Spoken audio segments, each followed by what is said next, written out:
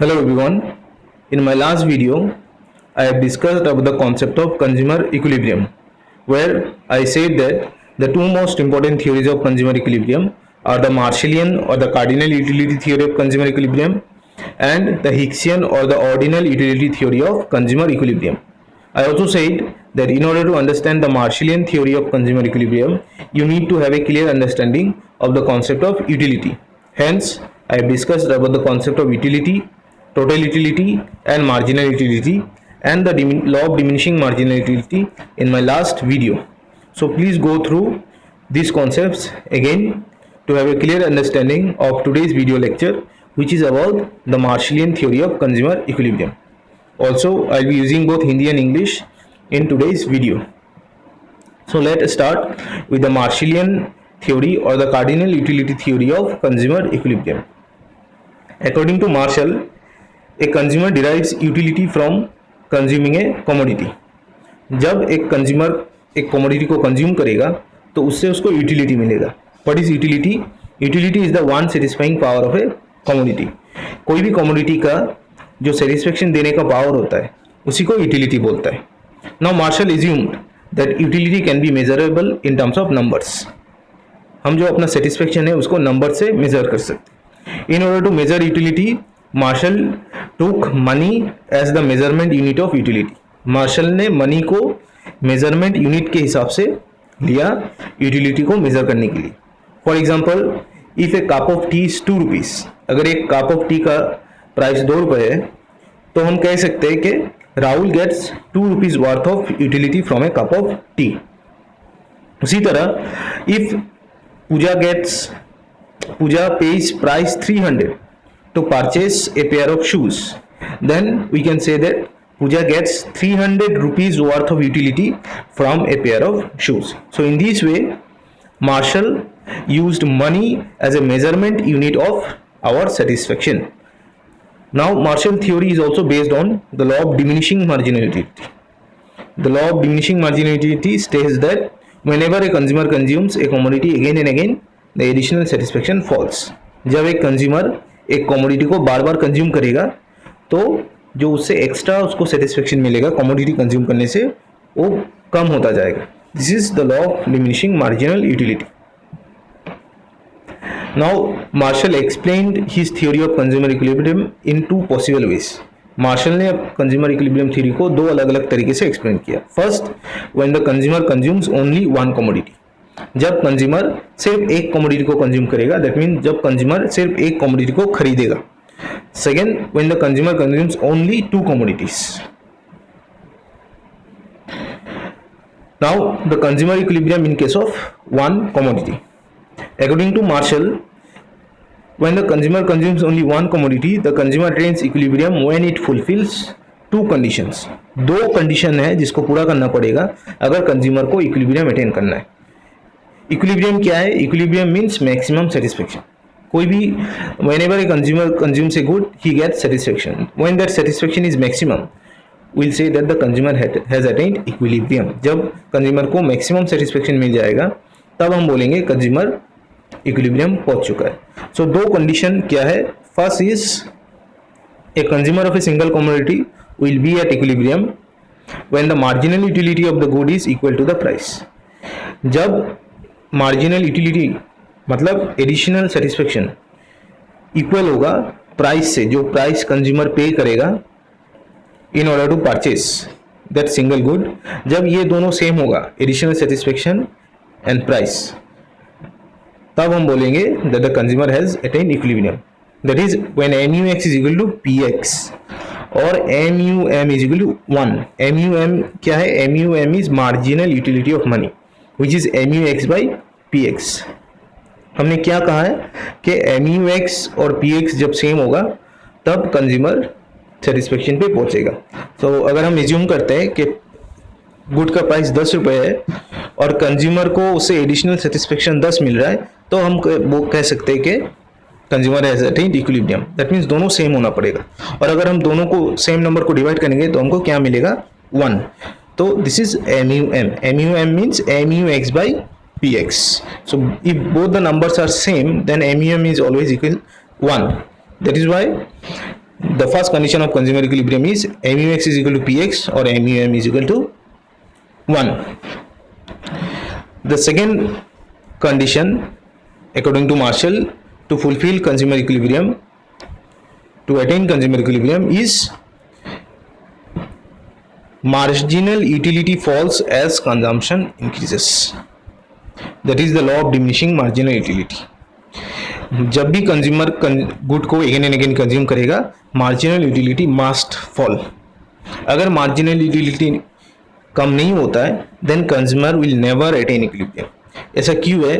क्योंकि इक्विलिब्रियम पे पहुंचने के लिए कंज्यूमर हमेशा क्या करेगा? मार्जिनल यूटिलिटी और प्राइस को कंपेयर करेगा, और दोनों जब सेम होगा तभी कंज्यूमर इक्विलिब्रियम पे पहुंचेगा. अगर मार्जिनल यूटिलिटी प्राइस से ग्रेटर हुआ तो इसका मतलब क्या है कि कंज्यूमर को ज़्यादा सेटिस्फेक्शन मिल रहा है in compare to the price. तो इससे क्या करेगा? कंज्यूमर उसको और ज़्यादा खरीदेगा. जब वो उसको और ज़्यादा खरीदेगा तो मार्जिनल यूटिलिटी गुड का कम होगा.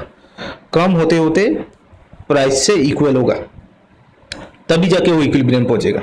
अगर मार्जिनल यूटिलिटी कम नहीं होता है, अगर हम ये कंडीशन नहीं रखते और मार्जिनल यूटिलिटी अगर कम नहीं होता है, तो कंज्यूमर वो गुड जो है वो कंज्यूम करता रहेगा और कभी इक्विलिब्रियम पे नहीं पहुंचेगा. इसलिए ये एजम्पशन बहुत ज़रूरी है कि जब कंज्यूमर मार्जिनल यूटिलिटी ज़्यादा से ज़्यादा कंज्यूम करेगा तो वो कम होना चाहिए. कम होते होते वो प्राइस के इक्वल होगा, तभी जाके कंज्यूमर इक्विलिब्रियम अटेन करेगा.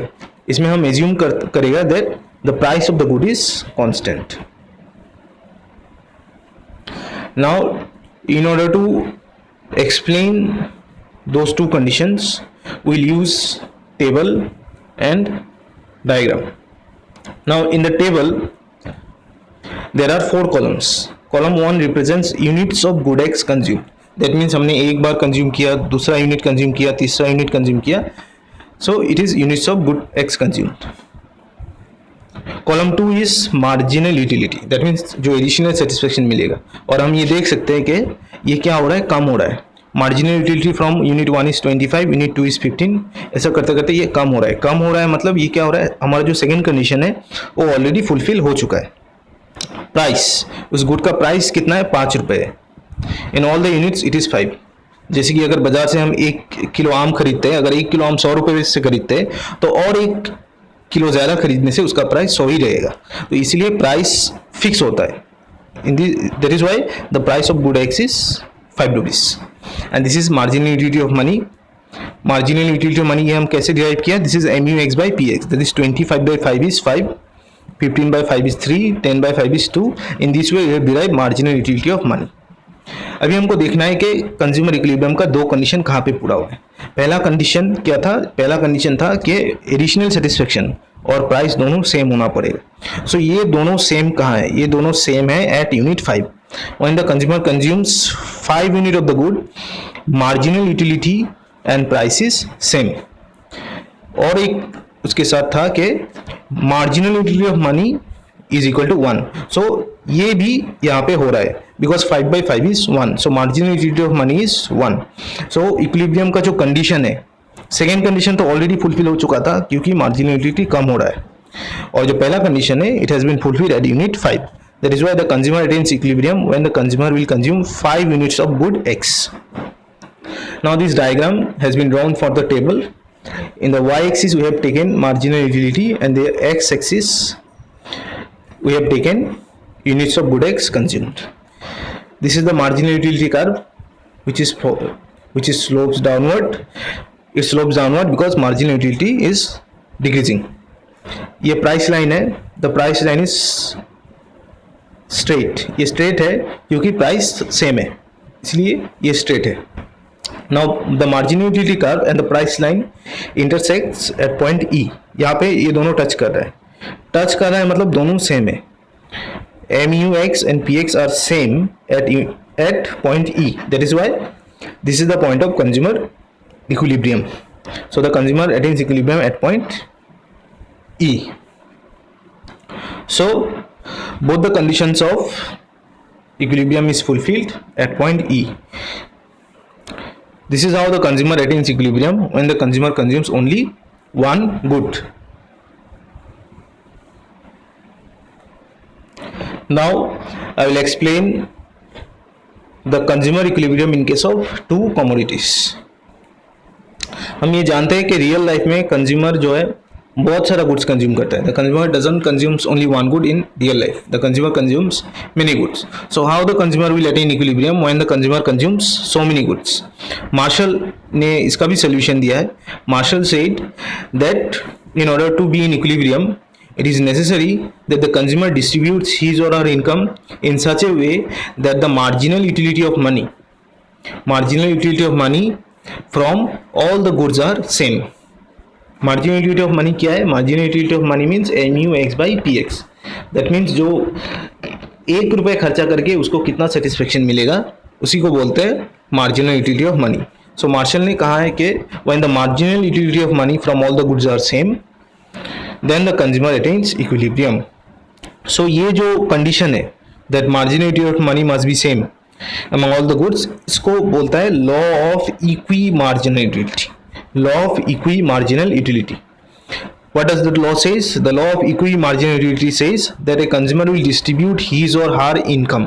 कंज्यूमर के पास जितना भी इनकम होगा, इनकम को लेके जो बाजार में वो खरीदने जाएगा, the consumer will distribute that income between those goods in such a way that the marginal utility of money from all those goods are same.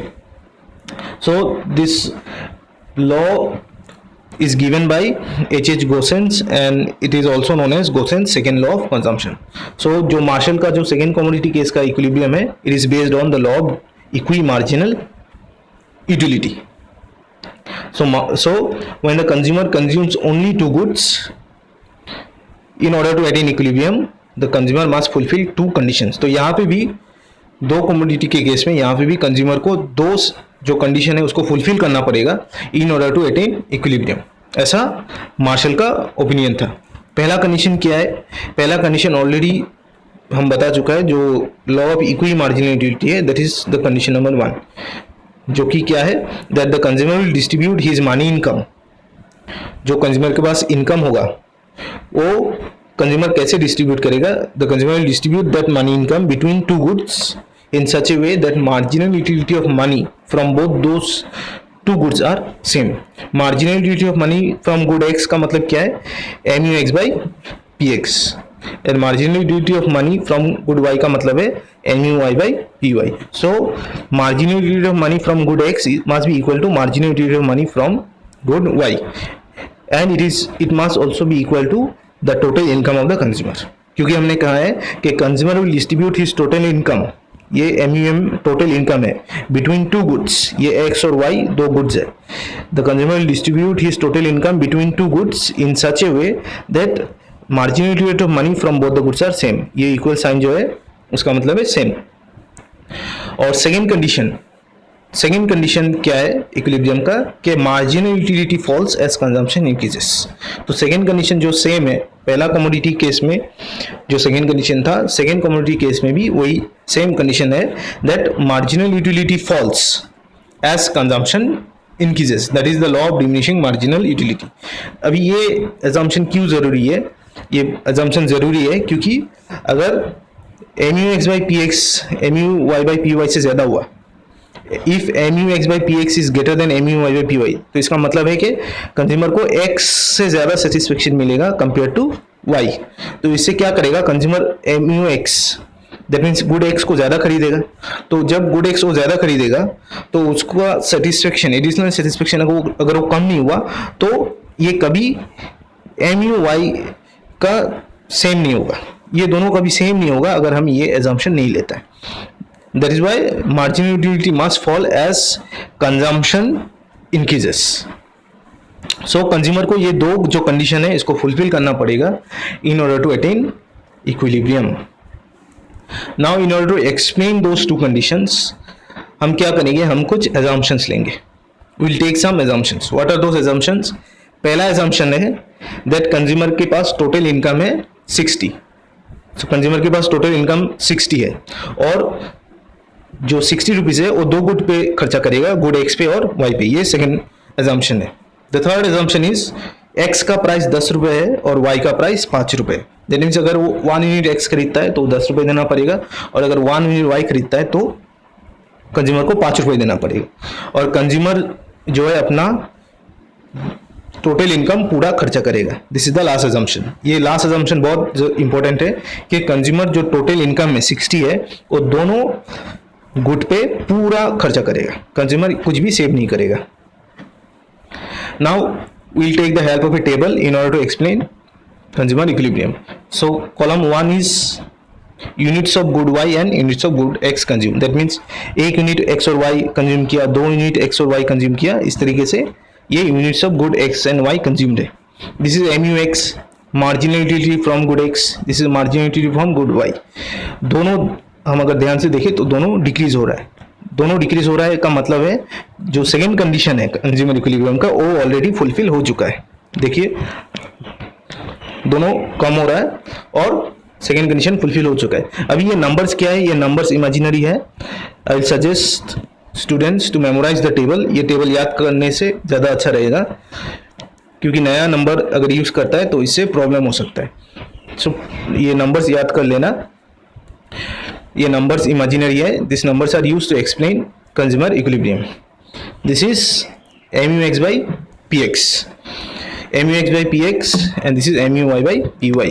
ये नंबर कैसे हमने निकाला, हमने एज्यूम किया था कि x का प्राइस कितना है, x का प्राइस 10 रुपये है। सो MUX that means 100 by 10 is 10, MUX by PX 90 by PX is 10 9, 80 by 10 8, 70 by 10 7. So in this way we derived MUX by PX. In the same manner we derive MUY by PY. PY price of Y कितना था, price of Y था 5 रुपये। So MUY that is 35 by 5 is 7, 30 by 5 is 6. So in this way we derive MUY by PY. Now अभी हमको इस table पे देखना है कि कंज्यूमर इक्विलिब्रियम का जो पहला कंडीशन है वो कहाँ पे फुलफिल हो रहा है। दूसरा कंडीशन ऑलरेडी फुलफिल हो चुका है क्योंकि marginal utility from both the goods are following.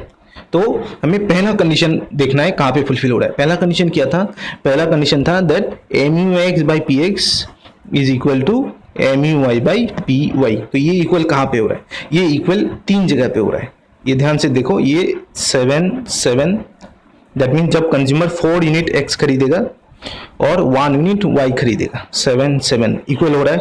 और एक जगह पे हो रहा है when the consumer consumes 5 unit of good X and 2 unit of good Y, ये सेकेंड है। और तीसरा कहाँ पे हो रहा है when the consumer consumes 6 unit of good X, 6 unit of good X and 3 unit of good Y, that is 5 5। So जो पहला कंडीशन है MUX by PX is equal to MUY by PY, ये 3 जगह पे फुलफिल हो रहा है।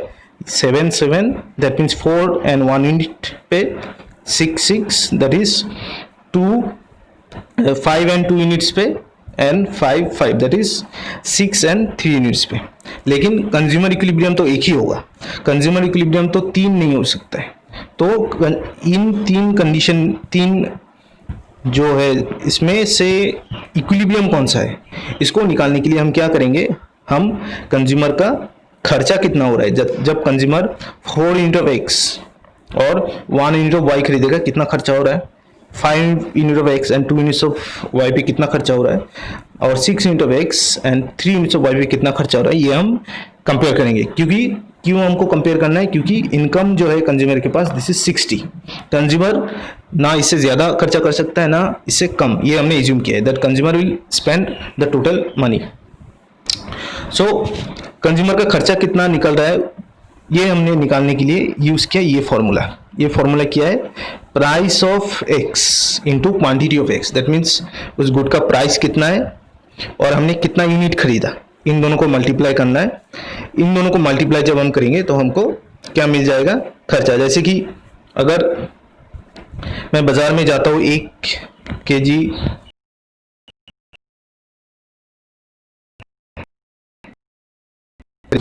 तो मेरा कितना इस पे खर्चा जा रहा है। सपोज 1 kg मैंगो का प्राइस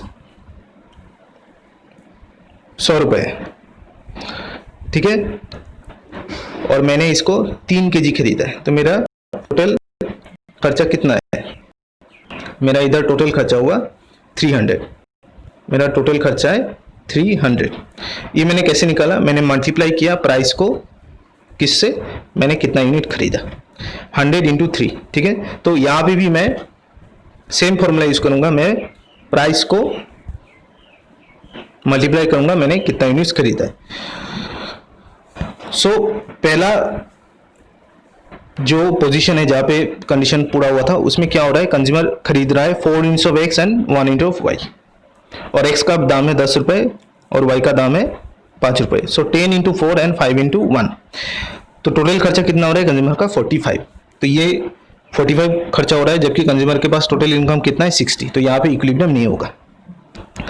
अभी सेकंड में जाएंगे, यहाँ पे कंज्यूमर क्या हो रहा है 5 यूनिट्स ऑफ एक्स खरीद रहा है, 5 यूनिट्स ऑफ एक्स 6/6 का बात बोल रहा हूँ, और 2 यूनिट्स ऑफ वाई।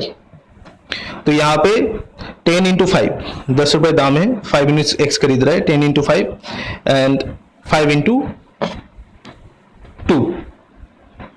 तो यहाँ पे क्या हो रहा है, खर्चा कितना हो रहा है 60, और कंज्यूमर के पास टोटल इनकम कितना था 60। दैट मीन्स अगर कंज्यूमर 5 यूनिट्स एक्स और 2 यूनिट्स वाई खरीदता है तो उसका टोटल खर्चा होगा 60। So in this way the consumer will spend all the income in this bundle.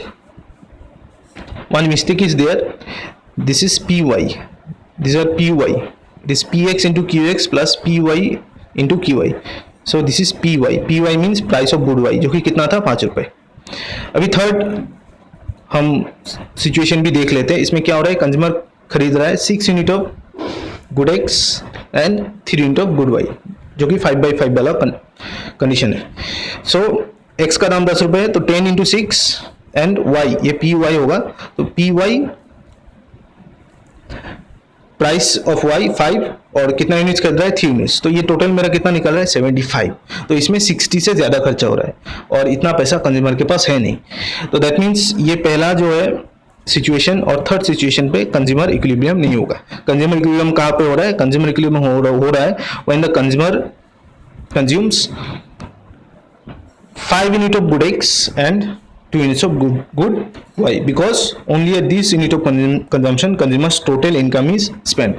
So हमारा जो कंज्यूमर का इक्विलिब्रियम था पहुंचने का 2 कमोडिटी केस में, सेकेंड कंडीशन तो ऑलरेडी फुलफिल हो चुका है क्योंकि मार्जिनल यूटिलिटी कम हो रहा है। First condition where the first condition is fulfilling, the first condition which is AMUX by PX and AMUY by PY is equal to AMUM total income, ये कहाँ पे पूरा हो रहा है, ये पूरा हो रहा है when the consumer consumes 5 units of X and 2 units of Y। यहाँ पे AMUX by AMUY 6 है, तो ये हो गया, और कंज्यूमर का टोटल इनकम 60 था, ये 60 भी यहाँ पे खर्चा हो रहा है। So in this way the consumer attains equilibrium when the consumer consumes 2 goods. So this is all for today. Please go through this video very attentively, otherwise it will be very difficult for you to understand the concept of consumer equilibrium. Remember the conditions, and you have to look at the conditions where those 2 conditions are fulfilled in the table and diagram. In 2 commodity case we don't need diagram explanation, so only table explanation. So this is all for today. In my next video I'll start the Hicksian theory of consumer equilibrium. Thank you.